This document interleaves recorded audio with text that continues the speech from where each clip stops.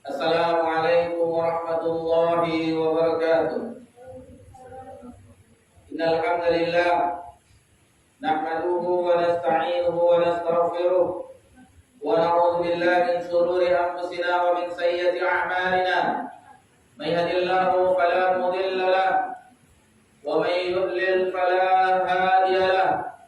Asyhadu an la ilaha illallah wahdahu la syarika lahu wa asyhadu anna Muhammadan 'abduhu wa rasuluh sallallahu alaihi wa ala alihi wa man sara ala nahjihi wa tamassaka bi sunnatihi ila yaumiddin wa sallama tasliman katsira. Ya ayyuhalladzina amanu taqullaha haqqa tuqatih wa la tamutunna illa wa antum muslimun. Ya ayyuhan nasu taqu rabbakum alladzi khalaqakum min nafsin wahidah wa khalaqa minha zawjaha wa batha minhuma rijalan katsiran wa nisaa'a wattaqullaha alladzi tasaaluna bihi wal arham innallaha kana 'alaykum raqiba. Ya ayyuhalladzina amanu taqullaha wa qulu qawlan sadida yuslih lakum a'malakum wa yaghfir lakum dhunubakum wa man yuti'illaha wa rasulahu faqad faza fawzan 'azima. Amma ba'd, fa inna asdaqal hadits kitabullah wa khairal hadi hadi Muhammadin sallallahu alaihi wasallam wa syarrul umuri muhdatsatuha wa kullu muhdatsatin bid'ah wa kullu bid'atin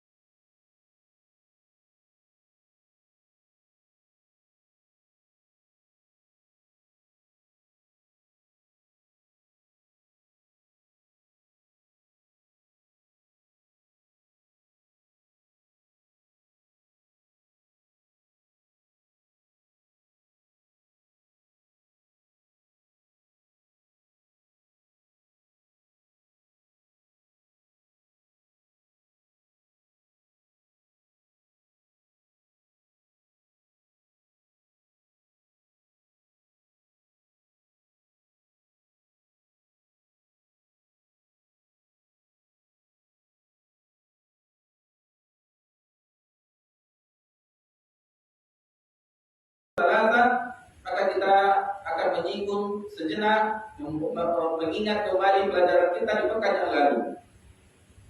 Pekan yang lalu kita memasuki landas yang kedua, mengenal agama Islam dengan dalil-dalil. Wa huwa al-istilamu lillahi bitauhid, yaitu menyerahkan diri kepada Allah Subhanahu wa taala dengan mentauhidkannya. Di sini muallif menyebutkan definisi Islam, wal inqiyadu lahu bi ta'ah, dan dibarengi dengan ketaatan, ketundukan kepada Allah Subhanahu wa taala, wal bara'atu minasyirki wa ahli, dan berlepas diri dari kesyirikan dan pelakunya. Itulah definisi Islam yang dibawakan oleh muallif pada matan Al-Butul Tsalatsa. Lalu beliau menyebutkan bahwa salah satu maratib, dan dia agama Islam yang sempurna memiliki 3 tingkatan. al-islamu yaitu Islam, wal imanu iman, wal ihsanu dan ihsan. Wa kullu martabatin laha arkan, dan setiap tingkatan-tingkatan tersebut Islam, iman dan ihsan memiliki rukun-rukunnya. Lalu dilanjutkan dengan farkanul Islam khamsah. Maka rukun Islam itu ada 5. Alhamdulillah di sejak lama kita telah mengetahuinya. Namun yang baru mungkin dalil-dalil yang dibawakan oleh muallif itu yang kita belum mengetahuinya. Syahadatu an la ilaha illallah. Syahadat bahwa tidak ada ilah yang berhak diibadahi dengan baik dan benar kecuali hanya Allah. Wa anna Muhammadar Rasulullah, dan sesungguhnya Muhammad adalah utusan Allah. Wa iqamus shalah, dan mendirikan salat. Wa ita'uz zakah, dan menunaikan zakat. Wa shaumu Ramadan, dan berpuasa di bulan Ramadan. Wa hajju baitillahil haram, dan menunaikan haji ke Baitullah yang suci. Itu bagi yang mampu, sebagaimana dijelaskan di dalam surah Ali Imran. Nanti insyaallah kita bawakan dalilnya dan mu'alif menukilkan dalil tersebut.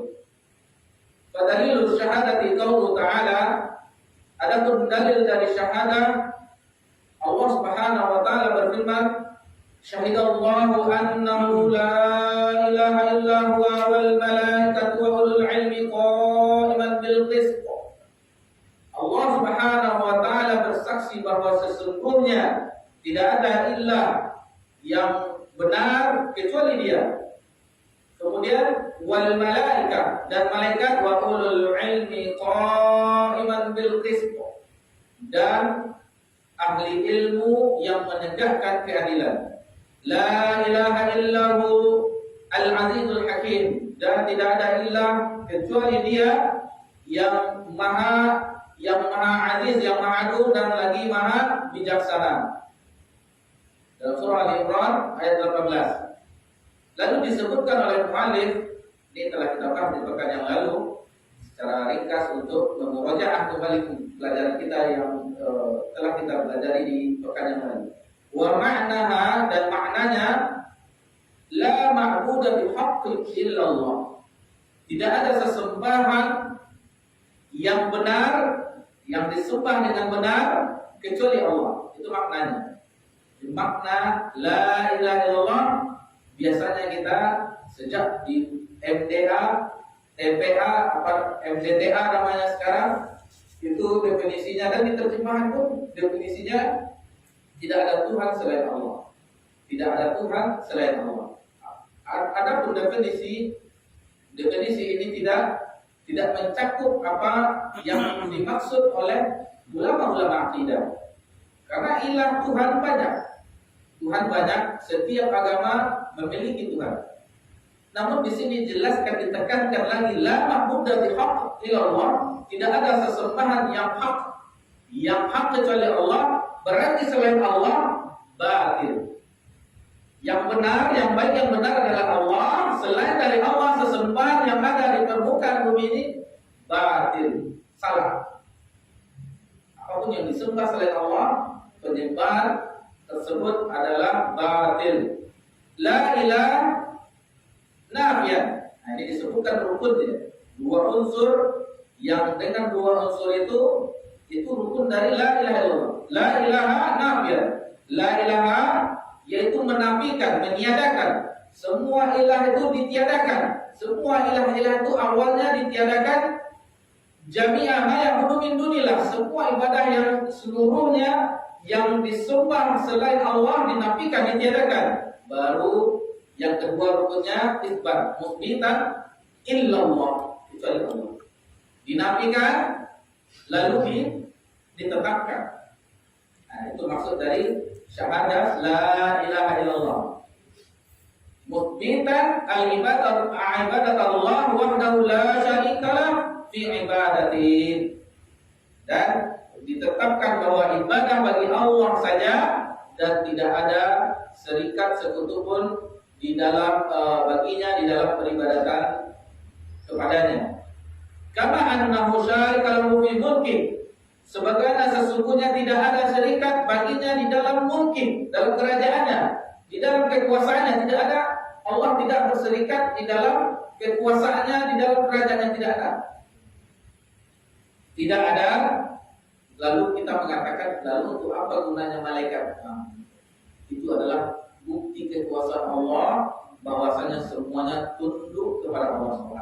Malaikat yang besar, malaikat yang kuat, yang lebih kuat daripada manusia, tunduk kepada Allah SWT sesuai dengan perintah Allah Subhanahu wa taala, dan dia tidak menyelisih perintah Allah Subhanahu wa taala. Dia mengamalkan apa yang diperintah oleh Allah Subhanahu wa taala. Kemudian selanjutnya muallif menyebutkan wa tafsiruha alladhi yuwaddihuha, adapun penafsirannya adalah yang jelas adalah di dalam firman Allah Subhanahu wa taala disebutkan oleh muallif di dalam surah Az-Zukhruf ayat 26 sampai ayat 28. Wa qala Ibrahim li abihi wa qaumihi innani bara'atun mimma ta'budun.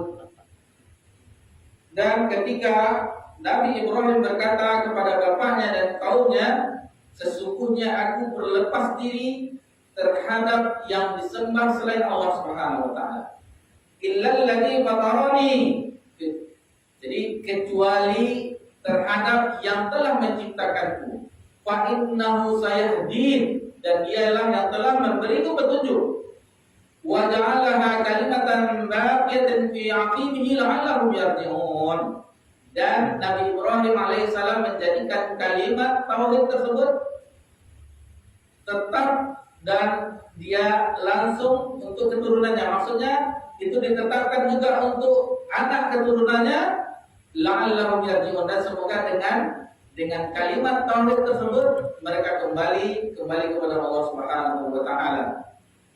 Wa qawluhu, lalu disebutkan lagi dalam surah yang lain ayat 64 dari surah Al-Imran, qul ya ahlal kitab ta'alu ila kalimatin sawa'in bainana wa bainakum.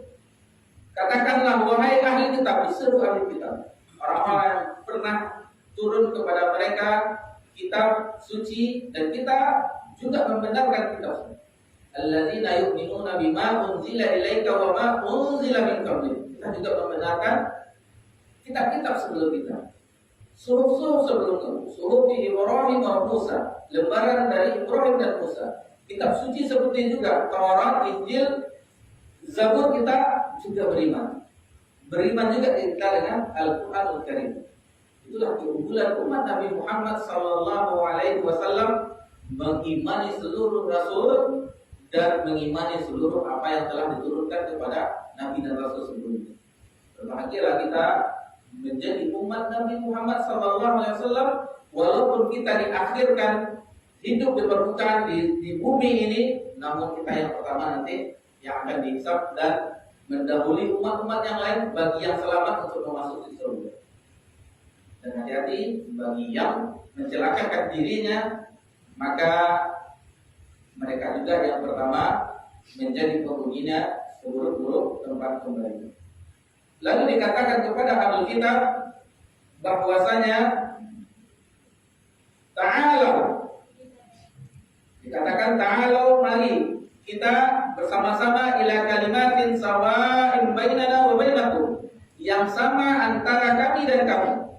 Apa itu yang persamaannya? Alla na'budu illallah, bahwasanya persamaan itu kita menyembah hanya kepada Allah. Wala syarika bih, dan tidak ada wala musyrika bih, dan tidak ada kita memperserikatkan Allah dengan sesembahan yang lain.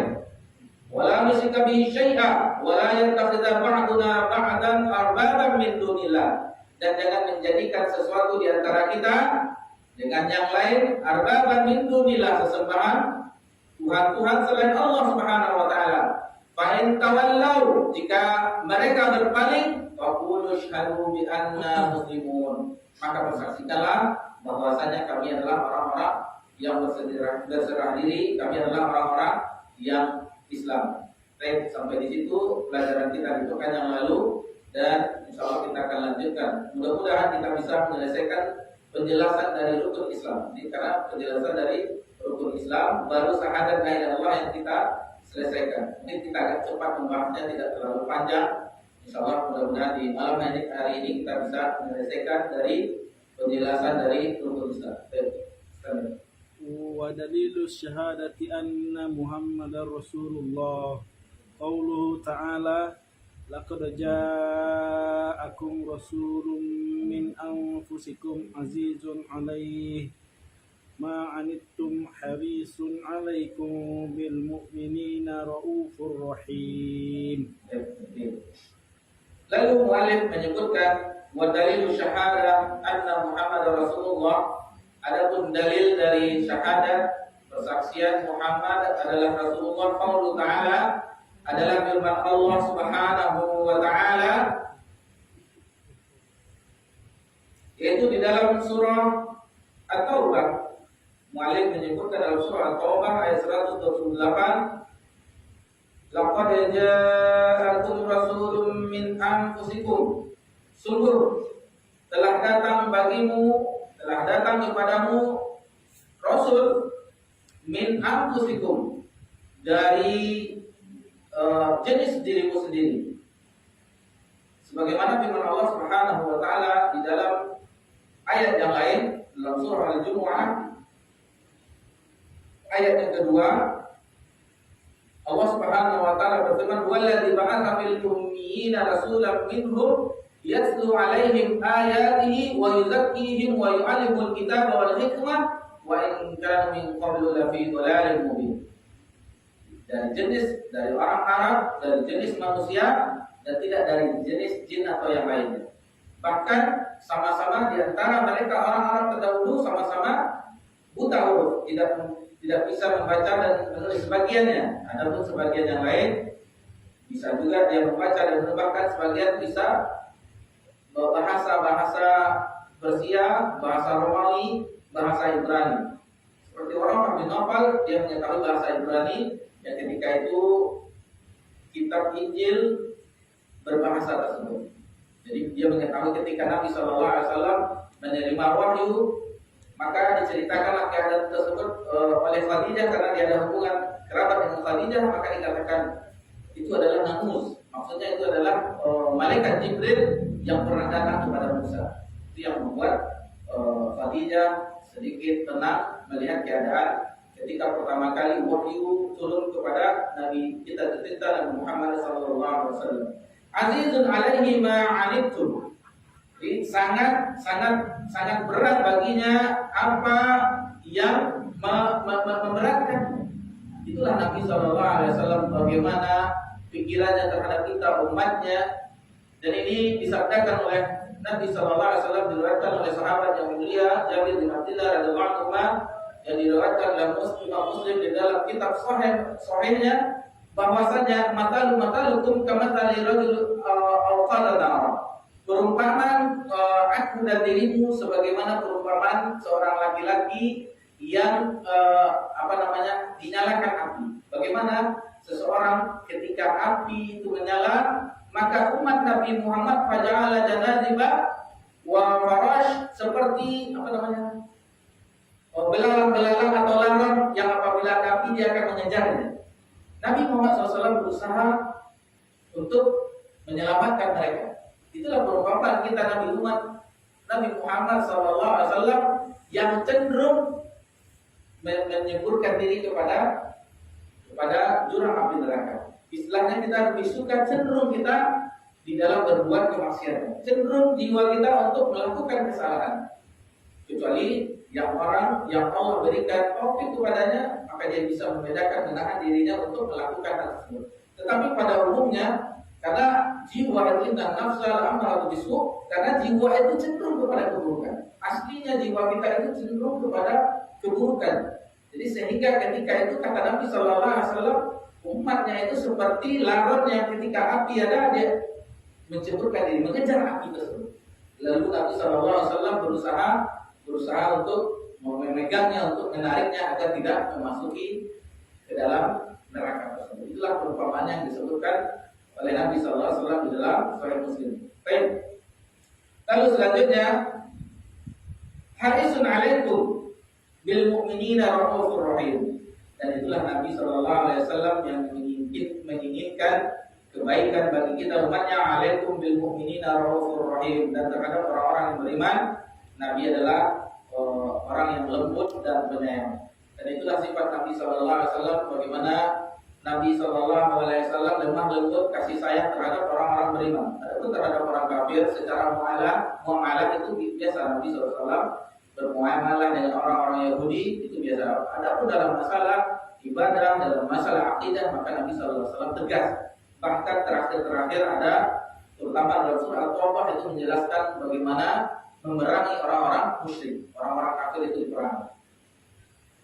Ini diperkuat oleh firman Allah Subhanahu wa taala, banyak ayat-ayat yang menjelaskan seperti ini, bahwa Nabi sallallahu alaihi wasallam adalah seorang utusan Allah. Muhammadar Rasulullah walladzina ma'ahu, surah Al-Fath. Muhammadar Rasulullah walladzina amanu walladzina ma'ahu.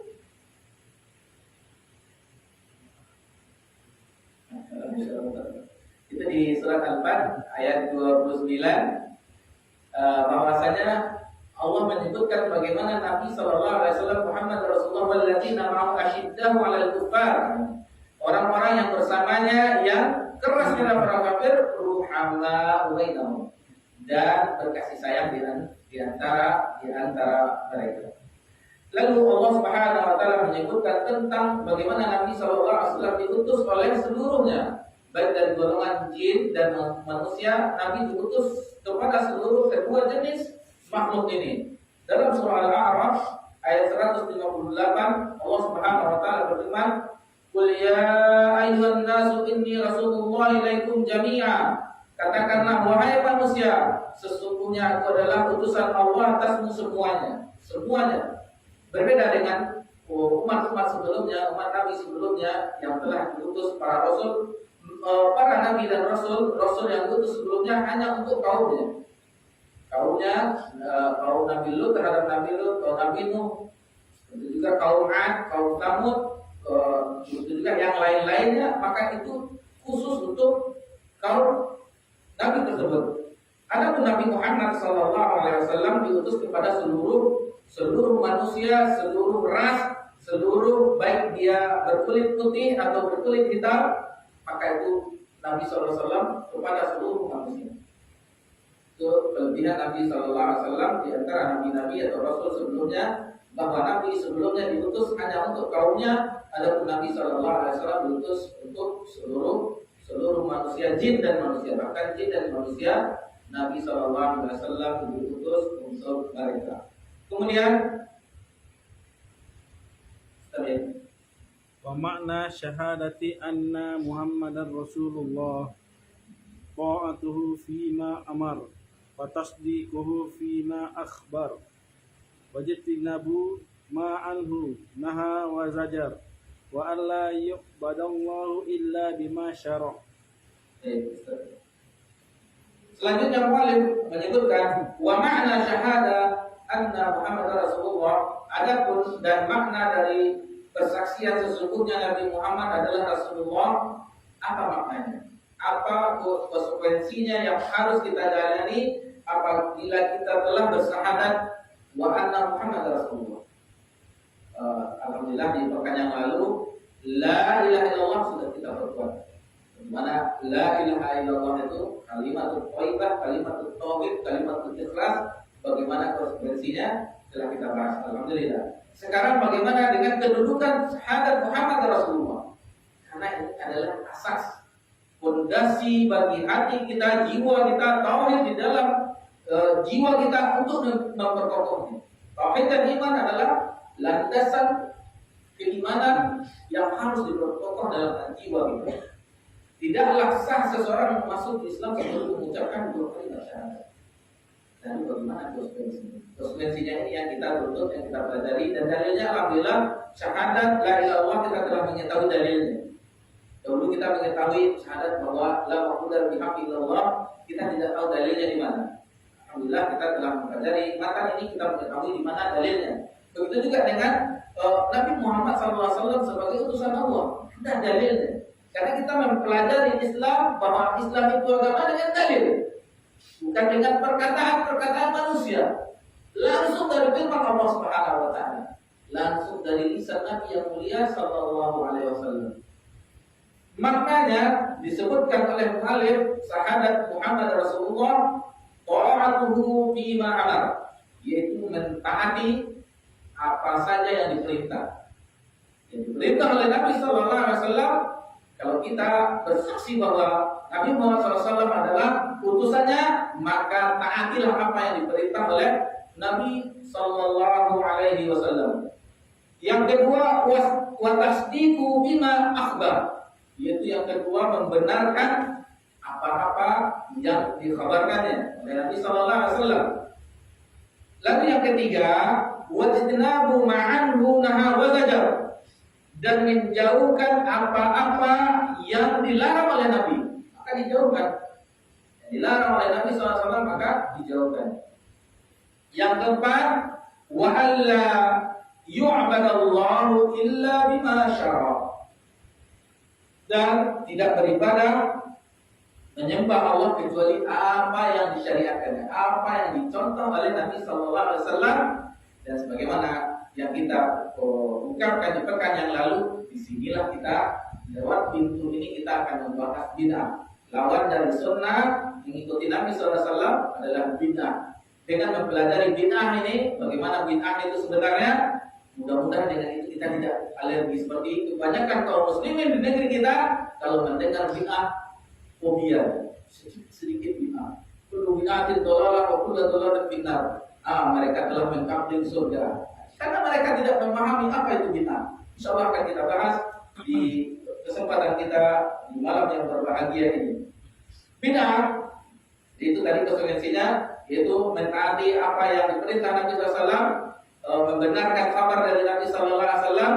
Lalu yang ketiga, menjauhi apa yang dilarang Nabi SAW. Yang keempat, tidak beribadah kepada Allah Subhanahu Wa Taala kecuali apa yang disyariatkan oleh Nabi SAW. Selain yang disyariatkan oleh Nabi SAW, mohon maaf, kami tidak bisa mengamalkannya karena Nabi SAW tidak ada mengajarkannya. Nabi SAW tidak pernah mencontohkannya. Ini sedikit kita bahas tentang bid'ah. Bid'ah secara bahasa yaitu bid'ah, dari kata bid'ah, sebagaimana Allah Subhanahu Wa Taala berfirman dalam surah Al-Baqarah ayat 117, Badi'us samawati wal ardh. Badi'ah yaitu mencipta yang sebelumnya langit dan bumi ini tidak ada contohnya. Allah membuatnya. Allah pertama kali yang membuatnya, yang tidak ada contohnya. Itu maka kata-kata bidah itu asalnya bidah secara bahasa yaitu mengadakan sesuatu tanpa contoh. Orang yang beribadah berbuat ketaatan kepada Allah Subhanahu Wa Taala tidak ada contohnya, tidak ada satupun riwayat yang menjelaskan bahwa Nabi SAW beribadah sebagaimana mereka melakukan. Bahwa Nabi meyakini sebagaimana mereka meyakini. Ini ada tingkatan juga bid'ah. Ada yang bid'ah mengeluarkan orang dari agama Islam, ada yang bid'ah yang biasa-biasa saja, bid'ah ibadah, bid'ah etikadiyah, amaliyah. Ini kita tidak menyinggung terlalu rinci, tetapi secara global yang Allah, karena itu butuh ilmu sendiri lagi, ilmu usul bid'ah, ada lagi ilmunya tentang membahas bagaimana asal usul bid'ah ini, kenapa orang lebih cenderung kepada bid'ah ini ya dibahas rinci-rincinya dalam satu kitab juga. Dengan mempelajari secara umum ini, insya Allah kita akan terbuka bahwa satu ini bid'ah pantasan, bid'ah itu diwanti-wanti oleh kajian, bukan organisasi, bukan kita sekarang saja atau orang-orang yang telah meniti jalan sunnah. Organisasi Islam sebelumnya, ormas-ormas sebelumnya seperti Persis itu sudah mendakwahkan tentang bid'ah, melarang bid'ah. Muhammadiyah sebelumnya sudah melarang tentang bid'ah. Itu sudah dari dulu, sejak kita kanak-kanak kita mengetahuinya. Tetapi sekarang alhamdulillah dengan banyaknya ustaz kita yang pulang dari Timur Tengah, dari negeri-negeri menimba ilmu, maka didakwahkan lagi. Tidak bosan-bosan mendakwahkan, karena bid'ah itu nanti kita akan mengerti bagaimana bid'ah itu bahayanya, sehingga kita pun mengingatkan saudara kita menjauhinya dan mengingatkan saudara-saudara kita dari bid'ah tersebut. Dalam surah Al-Aqtah Allah Subhanahu wa taala berfirman, "Qul ma kuntu bid'an minar rusul." Maka katakanlah sesungguhnya aku bukan Rasul yang sebelumnya tidak ada Rasul. Maksudnya bukan yang pertama, sebelumnya sudah ada Rasul-Rasul. Jadi Nabi SAW bukan Rasul yang sebelumnya yang tidak ada. Sudah ada Rasul sebelumnya, akan tetapi Nabi SAW adalah Rasul yang yang membenarkan syariat sebelumnya dan menyempurnakan syariat-syariat dari Rabbul Alamin. Itu secara bahasa. Di segala sesuatu yang tidak ada contohnya, itulah bid'ah secara bahasa. Lalu bagaimana dengan istilah syar'i? Banyak ulama yang menjelaskan tentang istilahnya, namun yang lebih pantas kita bagaimana Nabi SAW mendefinisikan bid'ah dalam hadisnya. Wa iyyakum bil muhdatsil umur, dan jauhi olehmu setiap muhdath. Muhdath adalah perkara yang baru di dalam agama. Di dalam agama. Ini dia. Jadi bid'ah perkara yang baru di dalam agama. Itu dia. Di dalam agama. Nanti berbahaya kita berjumpa dengan saudara-saudari kita sedikit-sedikit bid'ah. Oh, mikrofon bid'ah. Ini kipas angin bid'ah. Pesawat bid'ah, pakai onta saja lah naik haji ke Mekah. Nah, ini kan kebanyakan itu. Harus mempelajari bagaimana kita mengetahuinya. Jadi tentang dalam masalah agama bid'ah yang dimaksudkan oleh Nabi, kullu bid'atin dhalalah wa kullu dhalalatin finnar. Itu maksud bid'ah dalam perkara agama. Setiap segala sesuatu yang mendekatkan diri dalam rangka ta'abbud, ibadah kepada Allah Subhanahu wa taala, tidak ada contohnya dari Nabi SAW, itu baru. Tidak ada Nabi SAW, Khalifah Rasyidin melakukannya dan sahabat-sahabat melakukannya, itu namanya bid'ah. Seandainya itu baik, ya banyak kaidahnya. Al-Imam Muqaddar yang Allah Ta'ala membawakan kaidah ini dan ulama-ulama yang lainnya. Lau kana khairan lasabaquna ilaihi. Seandainya itu baik, maka mereka lah yang pertama mengerjakan. Para nabi, Nabi SAW, Abu Bakar, Umar, Utsman, Ali dan sahabat yang lainnya yang melaksanakannya. Karena mereka yang paling utama terhadap kebaikan. Mereka yang ingin kebaikan. Tidak mungkin mereka tidak mengetahui, kita mengetahui. Ketika itu Jibril masih naik turun membawa wahyu dari Allah Subhanahu wa taala. Itu saja kalau kita bantah kaidah yang telah dijelaskan oleh ulama. Lau kana khairan lasabaquna ilaihi. Seandainya ini baik, apa yang dikerjakan orang yang tidak ada dalilnya, seandainya ini baik, tentu para sahabat lebih dahulu mengerjakan yang kita. Nabi yang mengajarkan kebaikan kepada mereka. Nabi yang melarang mereka untuk menjauhi segala kemaksiatan. Bid'ah. Bukan bid'ah yang secara bahasa tadi sesuatu perkara yang baru.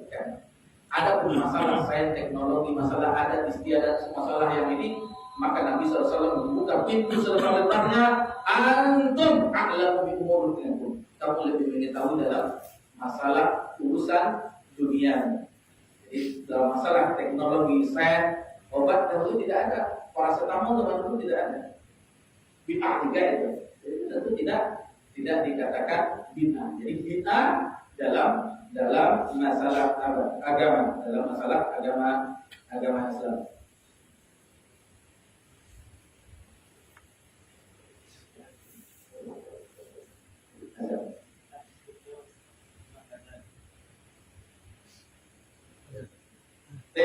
Masyarakat muslimin rahimani rahimakumullah, itu sedikit kita membahas secara bahasa. Adapun perkara dunia kita telah menjelaskan tadi. Jadi bid'ah itu dalam agama haram hukumnya. Tidak boleh kita melakukan bid'ah. Dan bid'ah ini adalah peringkat kedua yang dibujuk oleh iblis. Peringkat pertama adalah kesyirikan. Peringkat kedua adalah bid'ah. Peringkat ketiga dosa besar, dosa-dosa yang lainnya. Bahkan iblis merayu kita dalam ketaatan. Iblis merayu kita dalam ketaatan. Misalnya sholat malam, iblis merayu kita supaya kita melakukannya, tetapi ketika kita menegakkannya baru dirumusnya. Kamu yang paling bertakwa di antara hamba.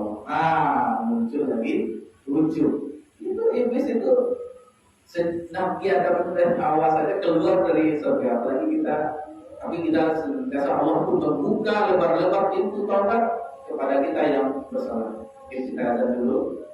Insyaallah akan kita lanjutkan setelah ada insyaallah.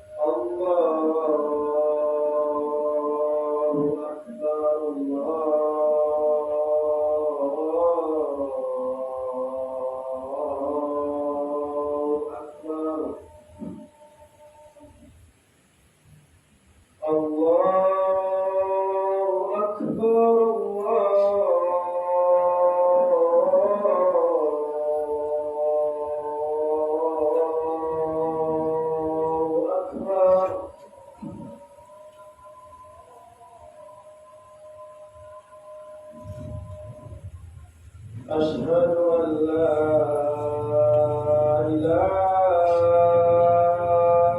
إلا الله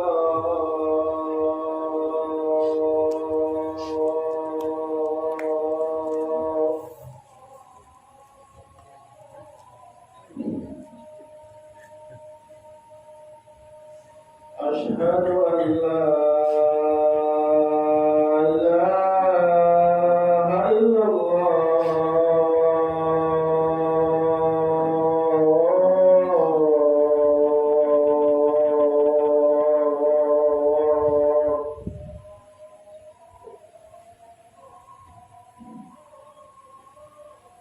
أشهد أن محمدا رسول الله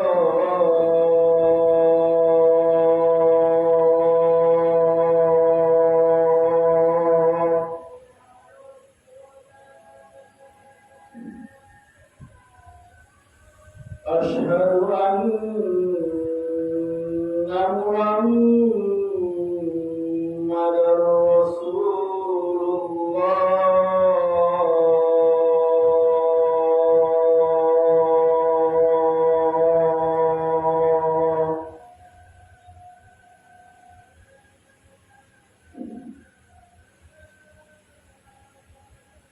حي على الصلاة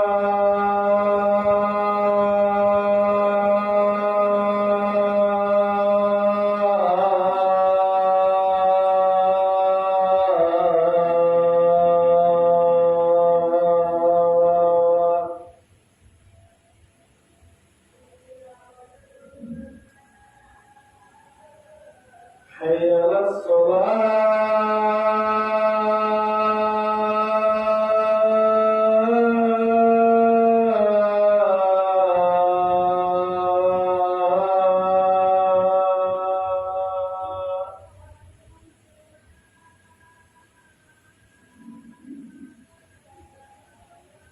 حي على الفلاح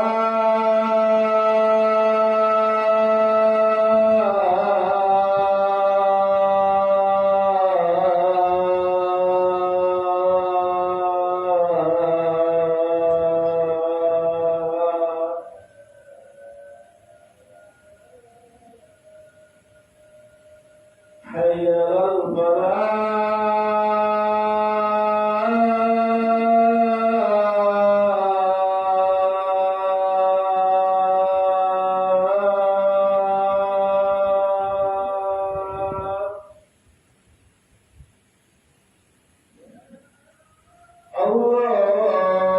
الله أكبر الله أكبر لا إله إلا الله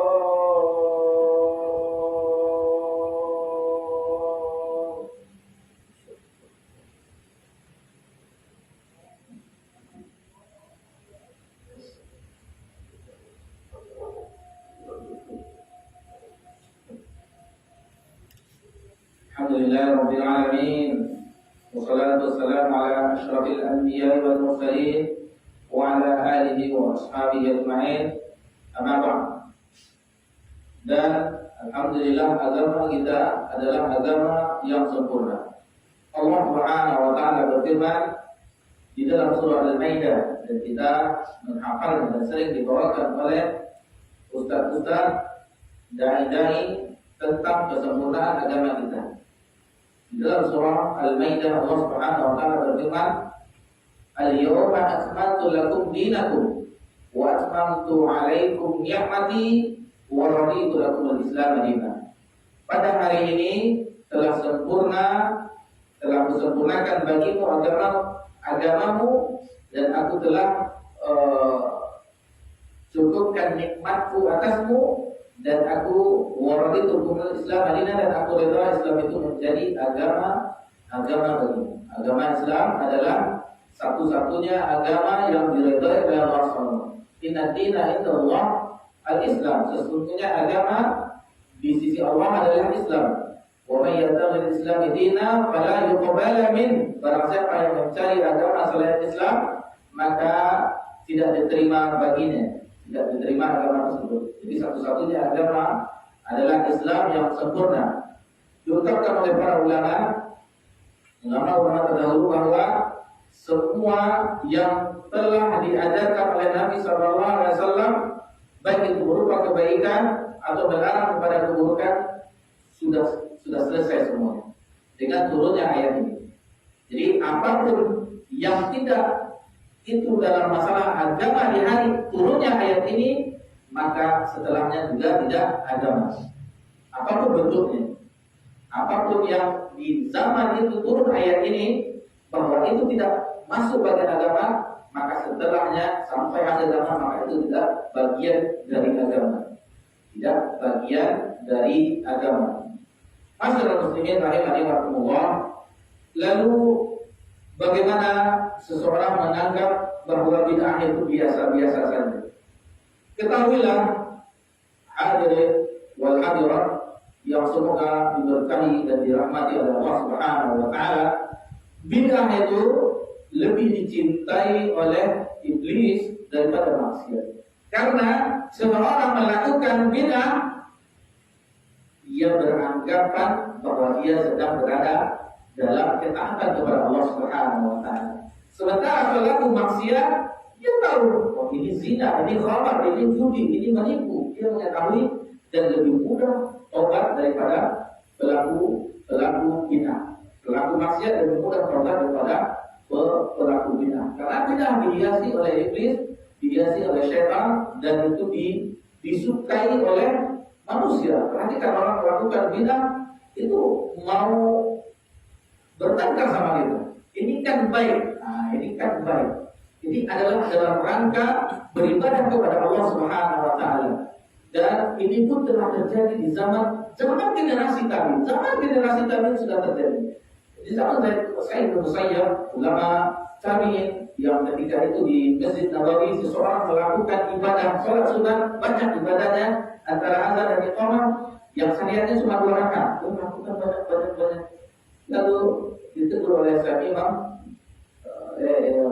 Sa'id bin Musayyab rahimahullah taala, apa yang Anda lakukan bahwa ini tidak ada dasarnya dari Nabi SAW. Lalu dia mengatakan, apakah Allah akan mengazab saya ketika saya beribadah kepadanya? Masya Allah.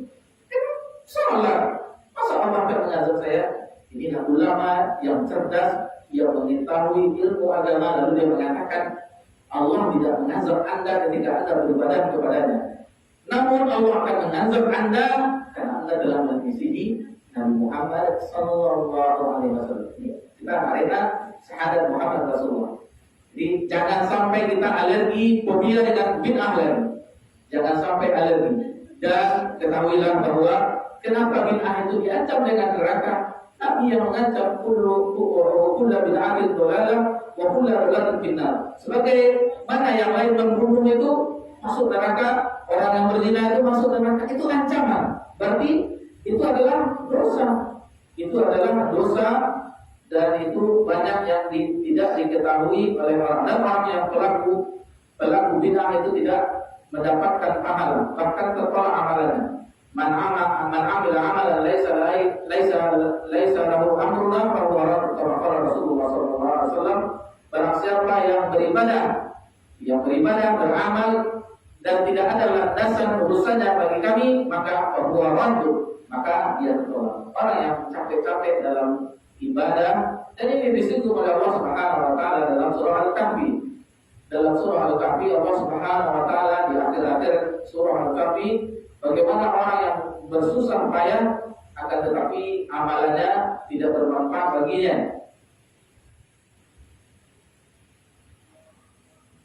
Qul hal nunabbiukum bil akhsarina a'mala alladhina dhalla sa'yuhum fil hayatid dunya wa hum yahsabuna annahum yuhsinuna sun'a. Jadi orang-orang yang ini disebutkan bahwasanya nanti orang-orang seperti ini yang telah bercapek-capek di dunia, akan tetapi dia beranggapan dia telah beramal baik, akan tetapi di akhirat tidak mendapatkan balasan. Inilah pelaku bid'ah yang tidak mendapatkan pahala di sisi Allah Subhanahu wa taala karena dia telah membuat sesuatu yang baru yang tidak ada contoh Nabi yang dikerjakan oleh Nabi sallallahu alaihi wasallam. Bahkan Imam Malik bin Anas Imam Malik bin Anas rahimahullah taala, Imam Darul Hijrah di kota Madinah, mazhab Maliki, guru dari Imam Syafi'i rahimahullah taala mengatakan berlandaskan ayat al-yawma akmaltu dinakum tadi bahwasanya barang siapa yang mengatakan bahwa ada sesuatu yang baik yang belum disampaikan oleh Nabi SAW atau dia melakukan Nabi SAW tidak menyampaikannya, maka dia telah menuduh Nabi SAW berkhianat, berdusta, tidak menyampaikan risalah dari Nabi SAW. Seolah-olah dia mengatakan, wahai Muhammad SAW, ini kan baik, kenapa tidak kamu ajarkan kepada kami? Menuduh Nabi Muhammad SAW berkhianat dengan risalah ini. Bapak-bapak, ibu-ibu, jamaah yang semoga diberkahi dan dirahmati oleh Allah Subhanahu wa taala, bahkan yang lebih mudah-mudahan dengan ancaman ini kita tidak mau lagi berbuat bid'ah, obat dari bid'ah, dan mengingatkan saudara-saudari kita dari bahaya bid'ah. Pelaku bid'ah adalah orang yang beranggapan baik, maka maneh tasana, barang siapa yang menganggap sesuatu itu baik, maka dia adalah syariah, maka dia adalah berbuat syariat. Berbuat syariat, kita mengetahui syariat ini adalah membuatnya adalah Allah Subhanahu wa taala yang diturunkan kepada Nabi SAW. Jadi orang yang melakukan bid'ah, ia memposisikan dirinya dengan Rabbul Alamin, juga berbuat syariat. Subhanallah. Apakah kita mau memposisikan diri kita dengan Rabbul Alamin, membuat syariat? Kita kambing syariat yang dari Allah Subhanahu wa taala, kita buat syariat yang baru. Ini antara bid'ah, bagaimana bahayanya. Seandainya orang mengetahui bagaimana apa itu maksud bid'ah, bagaimana memang bid'ah, maka dia akan lari dari bid'ah. Tidak. Ada nggak contoh dari Nabi SAW? Ada. Salah satu syarat. Jadi dua pertemuan lalu, ketiga pertemuan lalu kita bahas dua syarat diterimanya ibadah. Ikhlas karena Allah Subhanahu wa taala dan mengikuti Nabi SAW. Berarti orang bid'ah dia tidak mengikuti Nabi SAW, maka dia tidak diterima amalannya. Itu kan yang menerima amalan itu kan Allah Subhanahu wa taala. Seandainya itu kita katakan, untuk apa gunanya Nabi SAW diutus? Untuk apa gunanya? Seandainya tidak perlu penjelasan Nabi SAW, tidak perlu contoh Nabi SAW, ya sudah, berarti Allah sia-sia mengutus Nabi Muhammad SAW kepada kita umat akhir zaman. Masyaallah muslimin rahimani wa rahmatullah. Dan bukti kita cinta Nabi sallallahu alaihi wasallam, bukti kita cinta kepada Nabi sallallahu alaihi wasallam bukanlah dengan yang kita anggap, bukanlah kita dengan kita anggap, maksudnya kebanyakan orang bahwa di bulan Rabiul Awal misalnya, bukti cinta Nabi, maka lakukan ibadah memperingati sejarah Nabi, atau dengan istilah yang maklum kita buka-bukaan saja. Dan kita telah menjelaskan bagaimana sebelumnya Maulid Nabi SAW. Ini kan bukti cinta kepada Nabi SAW. Lalu kita kembalikan dengan kaidah yang tadi, "Lau kana khairan lasabaquna ilaih." Seandainya itu baik, maka mereka lah para sahabat yang terlebih dahulu melakukannya. Apakah generasi-generasi sebelumnya yang dibina oleh Nabi SAW melakukannya? Apakah kita lebih pintar dari mereka? Apakah kita lebih takwa, lebih warak daripada mereka? Seolah-olah kita mengatakan, wahai Muhammad sallallahu alaihi wasallam, Maulid Nabi adalah sesuatu tindakan kebaikan untuk mencintaimu. Kenapa tidak engkau satu pun hadis yang datang darimu?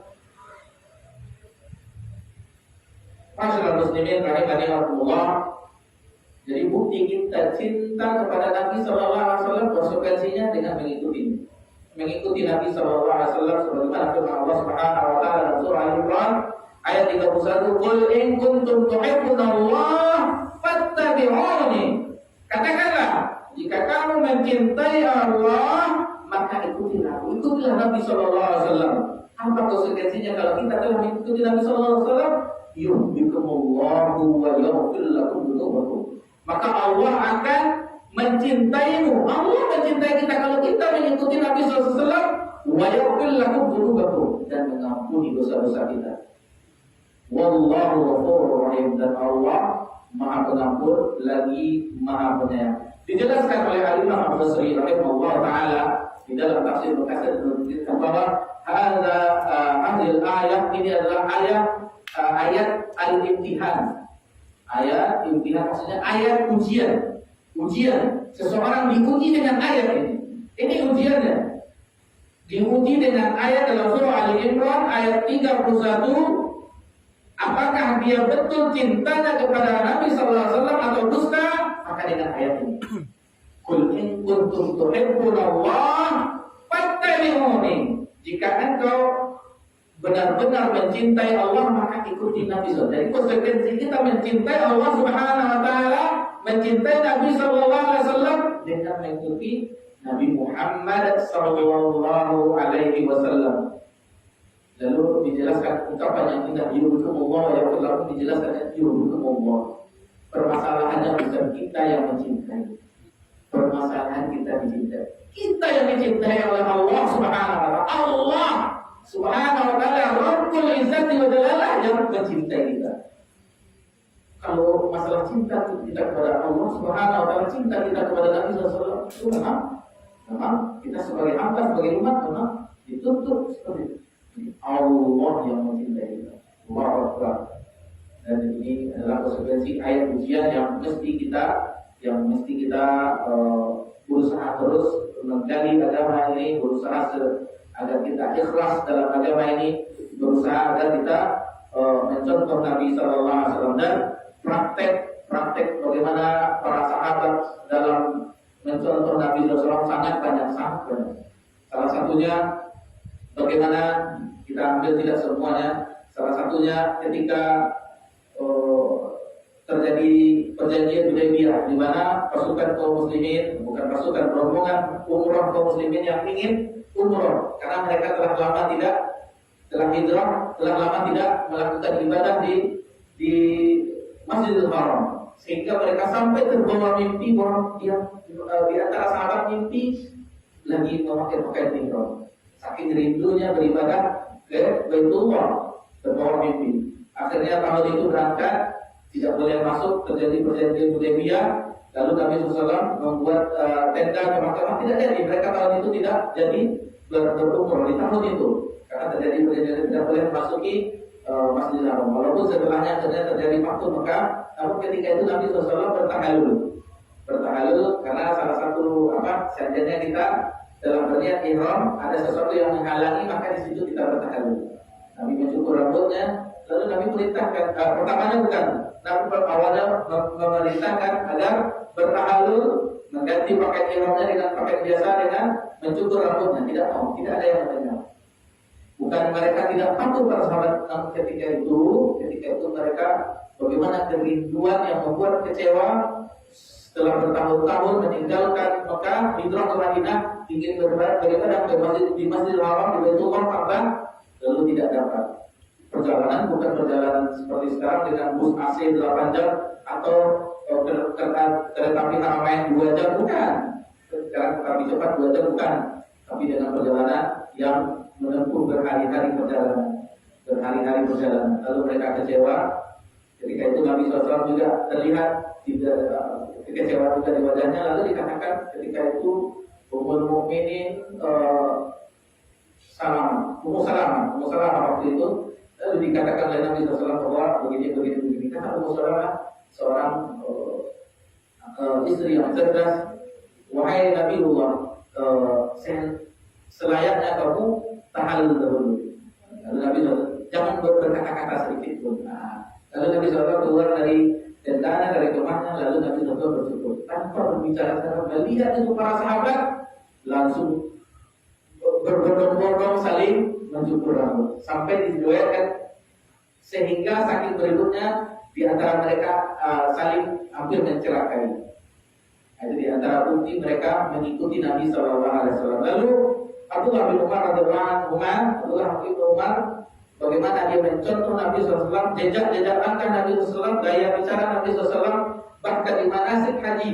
Di manasik haji ketika Nabi bertolak dari Arafah menuju Muzdalifah untuk mabit, ada dia melihat Nabi SAW di antara dua bukit, batu-batu Nabi ke situ untuk buang hajar pipis ketika itu kencing. Maka Abdullah bin Umar juga pas setelah itu meniru, kenapa begitu? Dulu saya melihat Nabi SAW pernah melakukannya. Bayangkan intibahnya mereka mencontoh Nabi SAW. Ada hal yang sepele-sepele yang kita tidak menyangka, gaya berbicara, gaya seluruhnya ditiru Nabi SAW. Tidak bisa kita menandingi mereka dalam meniru Nabi SAW. Itu diantara bagaimana orang-orang dan ulama-ulama, apapun ulamanya, seperti ulama-ulama mazhab, agar kembali ke sunnah Nabi SAW. Iza sahih hadis bahwa mazhabi. Apabila hadis itu sahih maka itulah mazhabku. Seperti Imam Ahmad, Imam Syafi'i, Imam Malik, Imam Abu Hanifah mengajak kita semuanya, orang-orang yang mempelajari perkataan-perkataannya, tulisan-tulisannya, agar kembali kepada sunnah Nabi SAW. Lalu Imam Malik pernah mengatakan setiap perkataan orang bisa diterima dan ditolak kecuali Imam Malik di Masjid Nabawi. Lalu menunjuk ke kubur Nabi SAW, kecuali bila ashabul kabar, kecuali pendapat penghuni kubur itu. Maksudnya pendapat Nabi SAW tidak boleh ditolak. Adapun selain Nabi SAW bisa diterima dan bisa ditolak. Dan banyak sekali nasihat-nasihat mereka agar kita berpegang teguh dengan sunnah Nabi SAW. Dan kita juga heran bagaimana seseorang mengklaim bahwa dia mazhab Syafi'i, mazhab Hanafi, mazhab Hanbali atau Hanafi, Maliki dan segala macamnya, sementara para imam tersebut mewasiatkan agar kembali mengikuti Nabi Sallallahu Alaihi Wasallam secara seperti Wat dalilu as-salah wa az-zakah wa tafsir at-tauhid qauluhu ta'ala wa ma umiru illa liya'budullaha mukhlishina lahuddin hunafa'a wa yuqimus sholata wa yu'tuz zakah wa dzalika dinul qayyimah. Lalu Malik menjelaskan, mudah-mudahan kita selesaikan dengan cepat kita, karena masalah puasa, zakat, haji kita telah mengetahuinya. Wa dalil shalah wa zakat wa tafsir tauhid qaulu ta'ala, dalil dari salat, zakat dan tafsir dari tauhid adalah firman Allah Subhanahu wa taala, wa ma umiru illa liya'budullaha mukhlishina lahu din wa yuqimus shalah wa yutuz zakah wa dzalika dinul qayyimah. Jadi sesungguhnya tidaklah kita diperintahkan agar beribadah kepada Allah Subhanahu wa taala dan ikhlas dalam beragama. Agama yang lurus, wa yuqimus shalah dan mendirikan salat, wa yutuz zakah, menunaikan zakat, wa dzalika dinul qayyimah. Dan itulah orang-orang yang telah menegakkan agama. Lalu dijelaskan di sini di ayat ini tafsir dari tauhid, bahwasanya orang yang bertauhid itu adalah orang yang ikhlas, orang yang mengikuti agama yang hanif, agama yang lurus. Dan ini telah kita bahas sebelumnya, milah Ibrahim yang hanif, wa ma kana minal musyrikin. Dan ini agama Islam adalah agama yang lurus, dijelaskan oleh Allah Subhanahu wa taala dalam surah ayat Al-An'am ayat 193, wa anna hadza sirati mustaqima fattabi'u. Inilah jalanku yang lurus, maka ikutilah. Wala tattabi'u subula tafarraqu bikum an sabili. Dan jangan ikuti jalan-jalan yang lainnya yang akan membuatmu berpecah belah dari jalannya. Zalikum wasaqum bihi la'allakum tattaqun. Dan demikian itulah wasiat dari Rasul agar kamu menjadi hamba yang bertakwa. Jadi Islam ini agama yang lurus. orang yang mengikuti sunnah Nabi SAW, orang yang berada di jalan yang lurus dan telah menyelisih orang-orang yang telah menyimpang ke kanan yang ke kiri. Jadi jangan sampai kita, dan alhamdulillah kita telah mengucapkannya di setiap sholat kita rapatkan ihdinas siratal mustaqim, dan kita tidak pernah jiwa kita bosan membacanya. Senantiasa kita membacanya, walaupun kita berulangnya sejak kita masih mengenal bacaan sholat, kita membacanya sampai sekarang dan sampai wafat, sampai kita tidak mengamalkan ibadah lagi, kita tetap akan membacakan ihdinas siratal mustaqim. Dan ini disebutkan dua ayat ini, dan banyak sekali aqimus shalah wa atuz zakah, aqimus shalah, dan banyak disebut dalam Al-Quran karena ini adalah ibadah yang penting. Yang pertama tentang sholat berkenaan dengan amalan badan, ibadah pokok orang yang wa'asul amrul Islam wa amrul sholat. Pokok permasalahan itu adalah agama Islam dan tiangnya adalah sholat. Barang siapa yang telah meninggalkan sholat berarti dia telah merobohkan agamanya. Begitu juga dengan zakat, itu adalah bukti. Sholatul Quran, zakat itu adalah bukti bagaimana dia berimannya dengan mau membersihkan hartanya. Sementara tauhid, sholat, dan ini berkaitan seluruhnya, sehingga apa yang dilakukannya itu tidak akan membuat dia dari jiwanya, dari amal badannya, dan begitu dengan hartanya tidak akan membuat dia celaka di akhirat kelak. Indahnya ibadah-ibadah yang Allah perintahkan kepada kita, dan ini untuk kita, bukan untuk Allah. Ibadah yang kita lakukan bukan untuk Allah. Siapapun dari kita yang beribadah bukan untuk keagungan Allah, tetapi untuk diri kita. Kita mau beribadah kepada Allah kalau tidak sedikit pun mengurangi keagungan Allah Subhanahu wa taala. Allah tidak butuh ibadah kita, akan tetapi kita yang membutuhkan ibadah itu untuk kesudahan kita di akhirat kelak. Masyaallah muslimin rahimani Allah, itu tentang salat, bagaimana salat itu pentingnya, zakat, lalu dengan puasa. Kemudian usia. Wa dalilu asyam qaulu ta'ala ya ayyuhalladzina amanu kutiba 'alaikumussyam kama kutiba 'alal ladzina min qablikum la'allakum tattaqun. Jadi kalau untuk puasa kita hafal semua. Dari puasa hafal. Kalau dari syahadat mungkin kemarin baru kita tahu. Ini untuk puasa karena menjelang bulan Ramadan, di bulan Ramadan semua dai-dai membawakan ayat ini. Wa dalil siyam qaulu ta'ala, dan dalil dari siyam puasa adalah firman Allah Subhanahu wa taala dalam surah Al-Baqarah ayat 183, ya ayyuhalladzina amanu kutiba 'alaikumussyam kama kutiba 'alal ladzina min qablikum la'allakum tattaqun. Wahai orang-orang yang beriman, perhatikan, dan disuruh oleh Allah orang beriman, bukan orang Islam. Bukan orang Islam, bukan manusia yang ayunas, bukan, tetapi orang yang beriman. Jadi yang bisa melakukan orang puasa ini adalah orang beriman. Kutiba 'alaikumussyam, diwajibkan. Kutiba, kata-kata kutiba adalah kataba yang tubuh kitaban, tertulis. Berarti tertulis. Kita buka Al-Quran ada perintah wajibnya. Bukan furidah. Kita diwajibkan juga, difardukan juga, ada tetapi kutiba. Jadi kita baca Al-Quran akan kita jumpai kewajibannya. Ini tertulis. Bukan diadakan oleh ulama. Allah yang mewajibkan alaikumussyam, atas berpuasa kama kutiba 'alal ladzina min qablikum, sebagaimana diwajibkan atas orang-orang sebelum kamu, la'allakum tattaqun. Dan dikatakan bahwa puasa ini adalah menyempurnakan syariat yang lalu, dan bukti kasih sayang Allah Subhanahu wa taala terhadap umat ini. Kita berbeda dengan puasa orang terdahulu. Orang terdahulu berpuasa sampai nampak bintang baru mereka berbuka. Sementara kita sampai terbenam matahari kita berbuka. Lalu ada yang tidak boleh mendatangi istrinya. Kita di malam hari masih bisa mendatangi istri kita. Bagaimana? Dan ada puasa kita sekedar menahan haus, lapar, dan yang membatalkan puasa. Ada puasa itu orang-orang sebelumnya seperti Maryam berpuasa tidak berbicara puasa. Kita sangat mudah. Karena di setelahnya yuri dihukum yusra wala yuri dihukum usra. Allah menginginkan kemudahan bagimu, bukan kesusahan. Mudah puasa bagi umat ini, dan ini membuktikan bahwa umat Nabi Muhammad, ajaran syariat dari Nabi Muhammad SAW sempurna, menyempurnakan syariat-syariat sebelumnya yang telah diwajibkan puasa. Dan hikmah yang terbesar dari puasa yang alakum dan takbur, agar kita bertakwa kepada Allah Subhanahu wa taala. Mudah-mudahan Allah Subhanahu wa taala memberikan kita kesehatan, kekuatan, dan taufiknya agar bisa berjumpa dengan bulan Ramadan dan mengisinya yang tidak berbulan lagi 2 bulan lagi, insyaallah. Selanjutnya. والدليل الحج قوله تعالى ولله على الناس حج البيت من استطاع إليه سبيلا ومن كفر فإن الله غني عن العالمين. Dan inilah pembahasan kita yang terakhir pada malam ini tentang haji, yang membahas dalil dari haji ini. Maka selesailah pembahasan rukun Islam.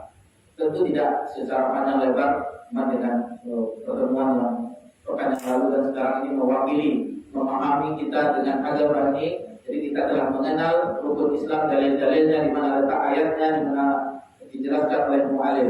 Seperti ini yang terakhir pada ayat Allah Ta'ala. Adapun dalil haji adalah firman Allah Subhanahu wa taala, "Walillahi 'alan nasi hajjul baiti man istata'a ilaihi sabila wa man kafara fa inna Allaha ghaniyyun 'anil 'alamin."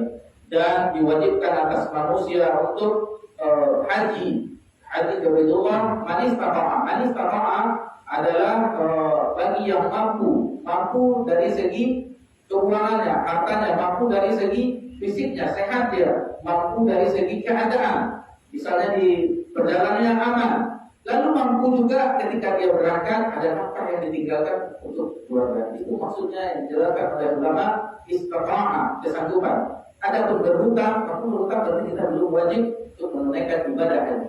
Berhutang belum berarti kita belum diwajibkan oleh Allah Subhanahu wa taala. Jadi ini adalah haji ini sebagaimana kita berasinggung bahwa ibadah yang dirindukan oleh kaum muslimin. Setiap jiwa orang-orang Islam, orang-orang beriman, muslimin dan muslimah, ada kerinduan dalam jiwanya untuk menunaikan haji di Baitullah. Itu walaupun telah dijelaskan oleh ulama yang mutakhir, walaupun dia telah berulang-ulang haji umrah berulang-ulang, akan tetapi kerinduan untuk kembali akan itu tetap ada. Itu tetap ada. Dan Allah Subhanahu wa taala manasiknya harus ikut Nabi sallallahu alaihi wasallam. Khudhu anni manasikakum. Ambillah manasik haji itu dariku. Akan dimulai dari sebagaimana kita yang telah haji, dimulai dari memakai ihram di miqatnya, lalu melaksanakan. Dan untuk Indonesia rata-rata kita menggunakan haji tamattu, karena ada tamattu, qiran dan ifrad. Kita melanjutkan haji tamattu, umrah dulu, setelah umrah dengan melakukan tawaf 7 kali, salat di belakang makam Ibrahim, sa'i 7 kali, menjalankan dan tahallul selesai. Kita boleh memakai pakaian biasa. Dan di musim haji tanggal 8 Hijriah, 8 Zulhijjah, di hari Tarwiyah kita menggunakan haji. Labbaikallahumma hajjan, kita pakai haji lagi. Pertama kali kita menuju Mina. Dan biasanya jemaah haji Indonesia tidak melakukan mabit di hari Tarwiyah biasanya. Adapun sunnahnya Nabi SAW mabit di tanggal 8 Zulhijjah di Mina. Setelah itu di waktu duha tanggal 9 baru bertolak menuju Arafah untuk wukuf. Al-Hajju Arafah, dan haji itu Arafah. Semuanya harus wukuf di Arafah. Dan Allah membanggakan di hadis Allah membanggakan di riwayat Muhammad yang lainnya bahwa Allah turun ke langit dunia menyaksikan, inilah hamba di malaikat disaksikannya, inilah hamba-hambaku yang datang kepadaku dalam keadaan kusuk masai, berdebu, sama semuanya, pakainya putih, tidak ada yang bercorak-corak, sama semuanya. Apa yang dimintanya makan, apa yang aku kabulkan, dan apabila dia minta ampun, maka aku ampunkan. Bagaimana kita tidak rindu menunaikan ibadah haji ke Baitullah? Di hari khairul yawm tadullu syar'a al-yawm Arafah, maka Rasulullah sebaik-baik matahari terbit di hari itu adalah di hari Arafah. Hari yang terbaik di sepanjang masa hari Arafah. Adapun malamnya adalah malam Lailatul Qadar di bulan Ramadan. Setelah itu menuju ke Muzdalifah, malam setelah itu di 9 malam dan 10 itu paling sibuk. Melempar jamaah Jumratul Aqabah pertama, nanti jam jamaahnya Ustadzul Aqabah di hari 11, 12, 13. Lalu bercukur di situ, lalu menyembelih dan segala macamnya di situ. Itu paling nanti tawaf ke Mekah, sa'i itu paling padat, paling melelahkan. Namun setelah itu baru menghabiskan waktu 3 hari untuk beribadah kepada Allah, mabit di tenda Mina 11-12 bagi mengambil nafas awal. Adapun menyempurnakan 13 nafas tadi, maka itu lebih baik. Maka dengan itu selesailah ibadah haji, dan sebaik-baiknya adalah yang mabrur. Al-hajjul mabrur laisa lahu jazaa' illa al-jannah. Haji yang mabrur itu tidak ada balasannya kecuali surga. Maka meminta kepada Allah agar Allah memudahkan kita untuk menunaikan ibadah haji kedua dan seandainya kita telah pernah maka usahakan. Dan sekarang sangat susah bagaimana antrinya, bagaimana kuota-kuota yang dan alhamdulillah kalau sekarang lebih dipenuhkan tanpa batas usia. Alhamdulillah. Dan sekarang ada program Haji Plus dan ada program Haji Furoda. Haji Furoda tanpa antri yang itu langsung dari visanya langsung dari kerajaan Saudi Arabia, tetapi biayanya mahal. Lalu bagaimana dijelaskan, ada orang yang bertanya kepada salah satu ustaz, mana yang lebih afdal, yang reguler atau yang plus atau yang mahal-mahal ini? Lalu dijawab oleh sang ustaz, tidak salah bekal haji itu, ya ustaz, Dr. Firanda Hafizullah Ta'ala menjawab, yang paling baik itu adalah yang paling ikhlas. Dia reguler tapi ikhlas, dia berjuang dengan tenaganya, dengan kesusahannya yang jaraknya jauhnya di Aziziyah atau Syiyashah, yang jauh itu kalau kita reguler enggak pernah.